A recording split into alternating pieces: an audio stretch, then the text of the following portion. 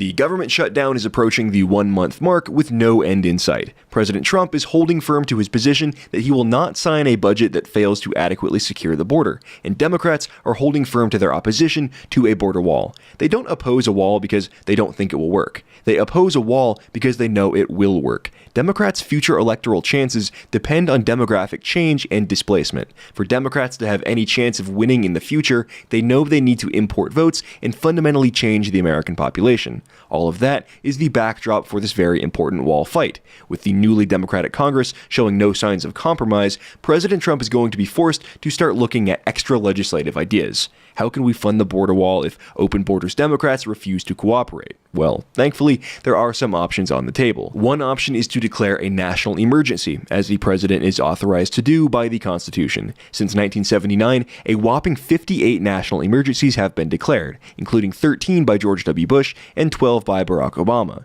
In 2003, George Bush declared that blocking property of persons undermining democratic processes or institutions in Zimbabwe rose to the level of a U.S. national emergency. If Zimbabwean democracy can make the top 58, certainly illegal immigration crises on our border are more than worthy. However, like just about everything this president tries to do, any declaration of national emergency is likely to be held hostage by the courts, activist judges in Seattle and Hawaii, declaring that they have the authority to run our federal government. Additionally, if President Trump went down this route, he would run into issues with finding and appropriating funds. Funds would likely have to be taken from military construction projects, which would result in political opposition. Using the 1807 Insurrection Act is another option, which would allow Trump to be exempt from posse comitatus, the act forbidding the use of military for domestic law enforcement, and instruct the military and National Guard to begin building the border wall. Again, there is a real possibility of legal challenge from the courts, but because the Insurrection Act is exempt from posse comitatus, Trump would have a lot more freedom to maneuver with less risk of congressional interference. The Insurrection Act has been used many times throughout American history, including to enforce civil rights legislation, the Rodney King riots, and to begin the Civil War in 1861. There is, however, a third option buried relatively deep in the obscurities of U.S. code. It was discovered by my friend Ethnarch over at FTN and discussed in depth in an FTN Focus episode published on January 16th, yesterday, if you're watching on the 17th. If you want to hear their full 1-hour in-depth discussion, I recommend checking out their show. This provision of U.S. law allows the president to enter into contracts for the purpose of national defense, guaranteeing those contracts on Congress's behalf. In this case,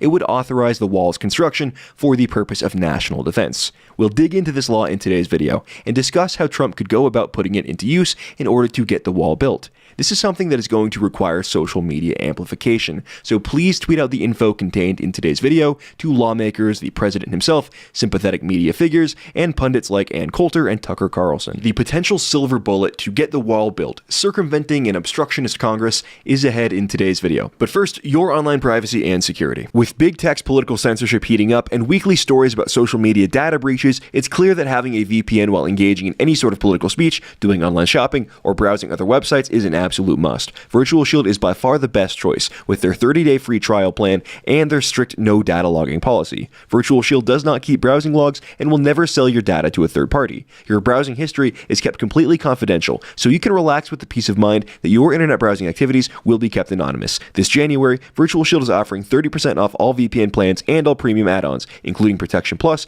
residential access, monthly maintenance, phone support, and VIP performance plans for as low as $3 per month. And don't forget about IdentiSafe, which allows you to block off computer microphone and camera access from any unwanted spies and hackers. If you're concerned about the government and corporations watching every move you make via computer, IdentiSafe is for you. Virtualshield.com/Allsup. Check them out today. They're the only VPN company that I trust. The little-known law that President Trump could use to order construction of the border wall is not a secret at all. It's hiding right there in plain sight. Congress would not be able to stop him from exercising this right, and any attempts by the judiciary to intervene would fall flat. This falls under what is known as black-letter law, legal statutes that are no longer up for reasonable dispute. Any judicial injunctions that potentially arise could be handled swiftly and expeditiously. The law that Trump can use is Public Law 85-804.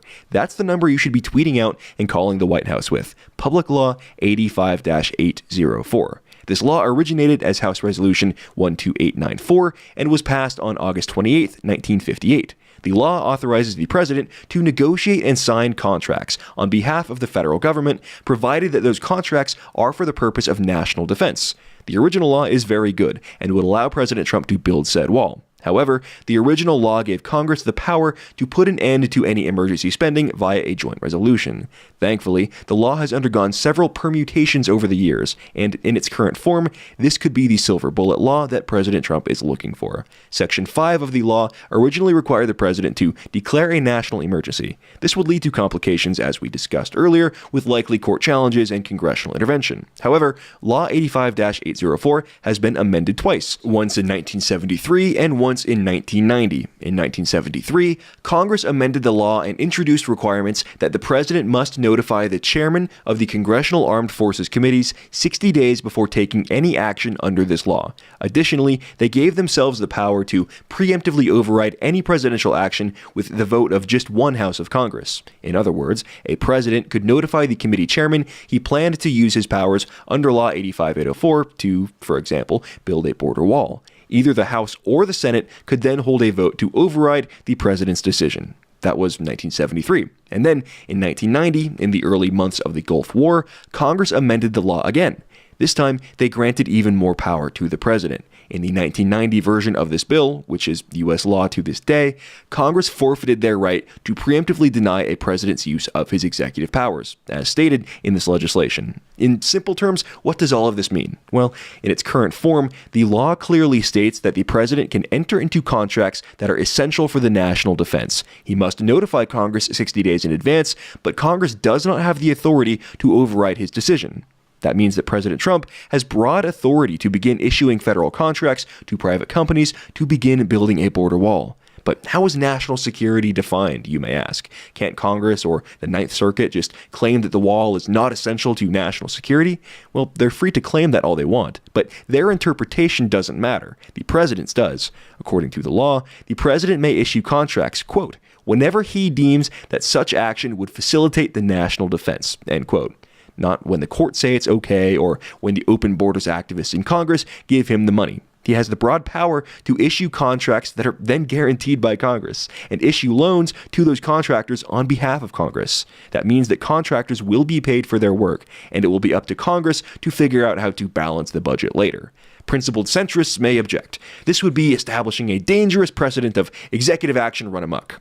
Actually, it wouldn't. Presidents have been using this very law for years for all sorts of issues that have far less to do with national security. In 2014, Barack Obama used this very law, Public Law 85-804, otherwise known as 50 U.S. Code Section 1431, to release U.S. aid and their employees from liability arising from contact with Ebola in Africa. Here's the quote from the briefing issued November 13th, 2014. Quote, the administrator of the United States Agency for International Development, USAID, is authorized to exercise authority under Public Law 85-804, as amended, to the same extent and subject to the same conditions and limitations as the head of an executive department or agency listed in Section 21 of Executive Order 10789 of November 14th, 1958, as amended, with respect to contracts performed in Africa in support of USAID's response to the Ebola outbreak in Africa, where the contractor, its employees, or subcontractors will have significant exposure to Ebola. This authority may be exercised solely for the purpose of holding harmless and indemnifying contractors with respect to claims, losses, or damage arising out of or resulting from exposure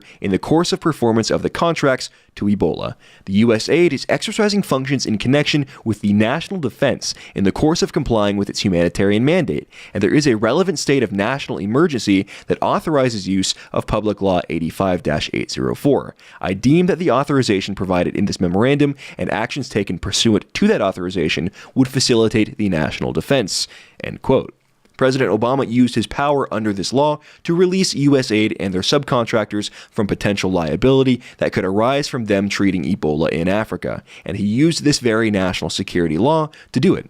Certainly, the influx of disease, drugs, violence, and incompatible peoples across our border is more of a national security threat than lawsuits from African Ebola patients. There is clearly a national security justification for President Trump to invoke this law. Some might object to the fact that this is a law passed in 1958, and that was over 60 years ago. Surely it can't still apply now.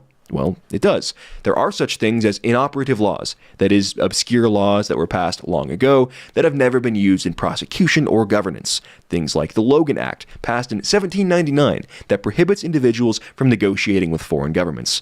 Not only is this probably a violation of the First Amendment, it has never been used to prosecute anyone. Law 85-804 is a different animal entirely. The law was originally passed in 1958, yes, but it has been continually updated and maintained by Congress, first in 1973, then in 1990, and with further minor changes in 1991. Each time it was amended, Congress made substantial changes to the law and processes therein, and Congress made it very clear in 1990 that they were purposefully granting broad executive powers to the executive for the purpose of national defense. It has been used explicitly as recently as 5 years ago by the Obama administration. There is no argument to be made that this law is obsolete. The fact that this is black letter law, written in U.S. code, and not based on a judicial opinion or interpretation is another strong point. If courts did end up having to decide on this, they would be ruling on explicit, clearly defined law, not nebulous judicial precedent. President Trump has several options before him. He can hold out for a wall deal with Congress, which seems increasingly unlikely given the House is now controlled by the beneficiaries of open borders. He could declare a national emergency, although he would be limited in terms of funds, and any funds he did grab would have to come out of military construction and disaster relief. Politically, this is not ideal. He could invoke the Insurrection Act, citing the civil unrest presented by waves of illegal immigration. He could then instruct the military to begin building a border wall as a means of preventing further invasion, completely legally justified.